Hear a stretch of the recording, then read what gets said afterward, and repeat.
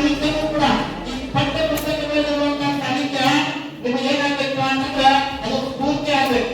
ಅಂದಾಜು ಹೆಚ್ಚು ಅಂಕಗಳನ್ನ ಪಡೆದುಕೊಳ್ಳುವಂತ ಸಾಧ್ಯತೆ ನೀವೆಲ್ಲ ಹೇಳಬೇಕು. ಏನು ಹೇಳಬೇಕು ಅಂದ್ರೆ ಓದುವಾಗ ಯಾರು ನಿನ್ನ ನಾಯಕ ಅಂದಾಗ ಬಸವಣ್ಣ ಏನು ಹೇಳಿದ್ರು, ಕಾಯಕವೇ ಕೈಲಾಸ ಅಂದ್ರು.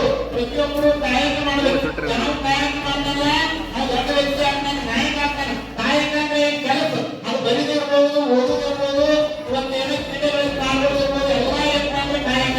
ಅದಕ್ಕೆ ಓದುವಾಗ ಯಾರು ನಿನ್ನ ನಾಯಕ ಅಂದಾಗ ಈಗ ಹುಡುಗರು ಹೇಳ್ತಾರೆ, ಓದುವಾಗ ನಿಮ್ಮ ನಾಯಕ ಯಾರು ಅಂದ್ರೆ ಸುದೀಪ, ದರ್ಶನ, ಪ್ರಭುತ್ವ, ಮೋಹನ ಅಂತ ಹೇಳ್ತಾರೆ.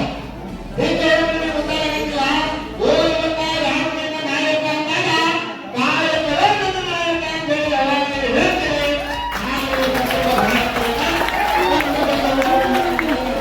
ಹೇಳ್ತಾರೆ. ಅಲ್ಲಿ ನಮ್ಗೆ ಓಡಾಡ್ತಾ ಇದ್ದು ಒಂದು ದವಾಖಾನೆಗಳು